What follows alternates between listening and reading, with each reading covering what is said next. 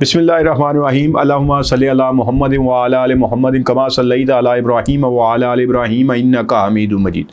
अल्लाहुम्मा बारिक अला मुहम्मदिन व अला आलि मुहम्मदिन कमा बारकता अला इब्राहीम व अला आलि इब्राहीम इन्नका हमीदुम मजीद।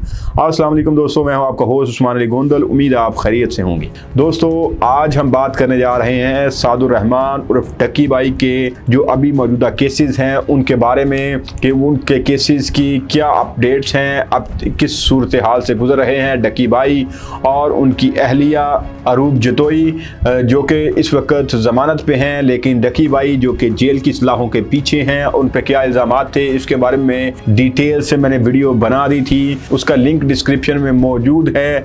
और इसके अलावा अगर आज हम बात करें कि थोड़ा सा पस मंज़र में यहाँ पे आपको बताता चलूँ कि डक्की भाई पर इल्ज़ाम है कि उन्होंने यूट्यूब और अपनी सोशल मीडिया अकाउंट से जो जुए की ऐप्स थी जिसमें बाइनोमो वगैरह की तशहीर की थी और लोगों को कहा था कि इस ऐप को ज्वाइन करें, लोगों को रेफ़र किया था उसकी तरफ। जब लोगों ने उसको ज्वाइन किया, लोगों ने वहाँ पे इन्वेस्टमेंट की और उसके ऊपर बाइनोमो के ऊपर इन्वेस्टमेंट करने का ये था कि डिफरेंट ऐप्स के ऊपर आप इन्वेस्ट करेंगे, आप $1 लगाएंगे आपको $10 मिलेंगे। इसी टाइम टू टाइम समझ लें जो कि सिंपली आप डबल पैसे करने या ट्रिपल पैसे करने के लिए ऐप्स थी, वो जुए की ऐप्स थी। डिफरेंटली बहुत सारी जो ऐसी चीज़ें थी जिसके ऊपर आप इन्वेस्ट करके आप पैसे कमा सकते थे, इस तरह का कहा गया था, लेकिन ऐसा कुछ नहीं था। दरअसल वो फ्रॉड ऐप्स थी। उन ऐप्स के ऊपर जब लोगों ने ढेर सारे पैसे इन्वेस्ट किए, जो कि डक्की भाई ने दौरान तफ्तीश ये तस्लीम भी कर लिया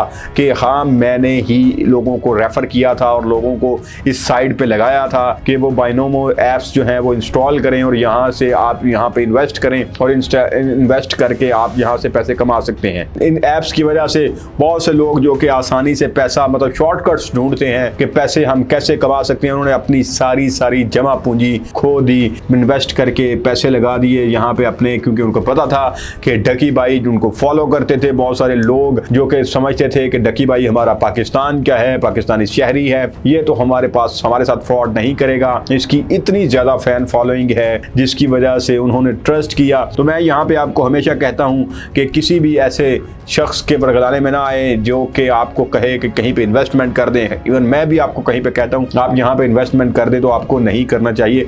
आपको पहले सोचना समझना चाहिए, क्योंकि पैसे कमाने का कोई भी शॉर्टकट नहीं है, सिर्फ एक ही शॉर्टकट है, वो है मेहनत। इस सिलसिले में national cyber crime investigation authority ने उनके ऊपर केस किया था जिसमें उनकी अहलिया और उनका मैनेजर भी शामिल थे। 20 अगस्त 2025 को डक्की भाई जब बैरून मुल्क जा रहे थे तब NCCIA की टीम ने उन्हें लाहौर एयरपोर्ट से गिरफ्तार कर लिया था। उसके बाद काफ़ी दफ़ा उन्होंने ज़मानत अप्लाई की और लेकिन अभी तक वो उनके रिमांड में तोसी होती जा रही है और वो अंडर रिमांड हैं, क्योंकि उनकी ज़मानत की जो दरखास्तें हैं वो रिजेक्ट हो चुकी हैं और वो इस वक्त अदालती रिमांड पर जेल में मौजूद हैं। अब आते हैं असल कहानी की तरफ। ये तो पस मंज़र था, अब असल कहानी ये है जो कि एक नया मोड़ है जो हमारे लोगों के लिए आपने सोशल मीडिया पर डिफरेंटली देखा था कि फलां बंदे को भी गिरफ्तार कर लिया गया, FIA की टीम को गिरफ्तार कर लिया गया जिन्होंने सादुर रहमान यानी डक्की भाई को गिरफ्तार किया था।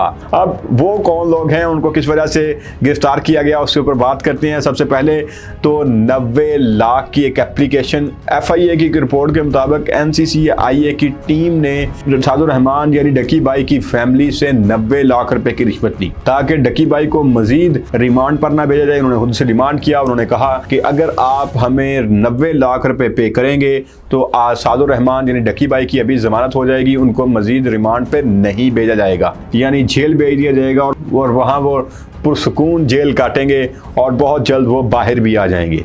ये रिश्वत NCCIA के अफसर शुएब रियाज ने अपने मुबैना फ्रंटमैन उस्मान अजीज़ के ज़रिए वसूल की। अब अगर ये जो रिश्वत की जो रकम थी वो किस तरह से, इसमें डिस्ट्रीब्यूशन किस तरह से हुई, कौन कौन से अफसर यहाँ पे शामिल थे और उन्होंने कितनी यहाँ से रिश्वत ली, जिसमें एडिशनल डायरेक्टर चौधरी सरफराज ने 1,25,48,000 रुपये, सब इंस्पेक्टर अली रज़ा ने 70 लाख रुपये, असिस्टेंट डायरेक्टर शुएब रियाज 36,48,000, सब इंस्पेक्टर यासर रमज़ान ने 19 लाख, डिप्टी डायरेक्टर जवार अहमद ने 9 लाख, मजमूई तौर पर 4,25,00,000 रुपए से ज़्यादा बरामद हुए। ये वो रकम है जो FIA की FIR में दर्ज है, जो कि इन तमाम जो एहलकार हैं, जो अफसरान हैं, जब ये गिरफ्तार हुए तो इनसे ये इनसे बरामद हुए। शुएब रियाज पर ये इल्ज़ाम है कि उन्होंने $3,26,000 बाइनांस अकाउंट के ज़रिए, डक्की बाई का जो बाइनांस अकाउंट था उसके ज़रिए अपने अकाउंट में ट्रांसफ़र करवाए। इसी तरह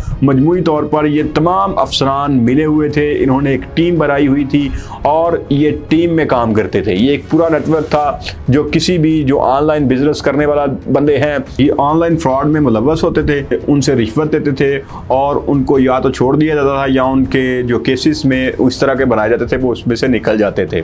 ये पैसा हेड क्वार्टर तक जाता था। इसमें मोहम्मद उस्मान और अयाज खान जो हैं वो दोनों डिप्टी डायरेक्टर थे, ये दोनों ये पैसा हेड क्वार्टर तक भी पहुंचाते थे। इन तमाम अफराद को FIA ने अरेस्ट कर लिया।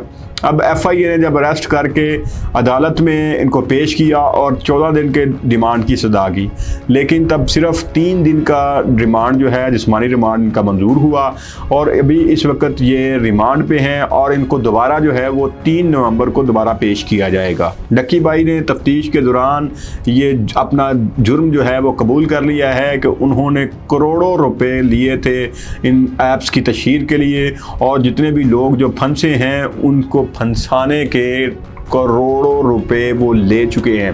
इस तरह इनकी जो अहलिया हैं वो भी इसमें शामिल थी, अरूब जतोई भी इसमें शामिल थी और उनके अकाउंट से 21 करोड़ रुपए बरामद हुए हैं। अरूब जतोई तो फिलहाल 6 नवंबर तक जमानत पे हैं। National cyber crime investigation authority जो है ये 2024 में बनाई गई थी। इससे पहले ये भी सारे काम जो है वो FIA करती थी और ये ज़्यादातर अफसरान जो हैं वो FIA से ही थे। लेकिन अब देखते हैं कि डक्की बाई के ऊपर जो इल्ज़ामात थे वो तो उन्होंने जो जुर्म किया है वो तस्लीम कर चुके हैं, एतराफ़ कर चुके हैं कि उन्होंने करोड़ों रुपए लेकर मासूम पाकिस्तानियों को इन ऐप्स बाइनोमो वगैरह में फंसाया, लोगों की जमा पूंजी जो है वो ऐप्स ले उड़ी। लेकिन अब देखना ये है कि ये जो टीम जो FIA की या NCCIA की टीम थी, जो लोग फ्रॉड करते हैं उनको सहूलत दें, उनकी सहूलतकारी करें, उनको पैसे लेके छोड़ दें, तो ये भी डक्की बाई के ही साथी हुए ना। तो अब देखते हैं कि इनके साथ क्या इंसाफ होता है। और रही बात उन लोगों की जिनकी जमा पूंजी उजड़ गई है, जो अपनी सारी जमा पूंजी लगा बैठे हैं, अब उनके हाथ में क्या आता है, या वो भी सिर्फ जिस तरह डबल शाह के साथ हुआ था कि डबल शाह में जो मेन एजेंट्स थे वो आज भी मौजें कर रहे हैं और जिनकी जमा पूंजी सारी ज़ाया हो गई थी, जो आज भी रो रहे हैं, उनको कुछ नहीं मिला। लिहाजा इस तरह की कोई भी ऐप्स आती हैं, कहीं पे भी कोई भी आपको कुछ भी इन्वेस्टमेंट करने के लिए कहता है, बचें। स्पेशली अब पाकिस्तान में किसी के ऊपर ट्रस्ट करने का ज़माना गुजर चुका है, तो किसी के ऊपर भी इन्वेस्टमेंट के हवाले से ये बहुत सारे लोग फ्रॉडी आमतौर पे घूम रहे होते हैं। वो आपको सबज़बाग दिखाते हैं, हाँ वो ऑनलाइन हो या हमारे माशरे में भी छोटे छोटे बायनामों घूम रहे होते हैं जो क्या करते हैं, लोगों को सबज़बाग दिखाते हैं, वहाँ पे इन्वेस्टमेंट कर ले, वहाँ पे इन्वेस्टमेंट कर ले। ऐसे लोगों का भी झांसे में ना आइएगा, क्योंकि मैंने आज तक किसी को नहीं देखा कि उसने किसी के कहने पे वहाँ पे कोई कहे कि मैंने किसी के कहने पे वहाँ पे इन्वेस्ट किया था और मुझे वहाँ से इतना कुछ मिला। तो इससे बच जाएं, अपना जहन इस्तेमाल करें, इसके ऊपर रिसर्च करें और कंप्लीट रिसर्च के बाद कहीं पे इन्वेस्ट करें। अपना ढेर सारा ख्याल रखिएगा, अपने से भी ज़्यादा अपने पेरेंट्स का ख्याल रखिएगा। इंशाल्लाह नेक्स्ट वीडियो के साथ फिर मुलाकात होगी। अल्लाह ने के बाद।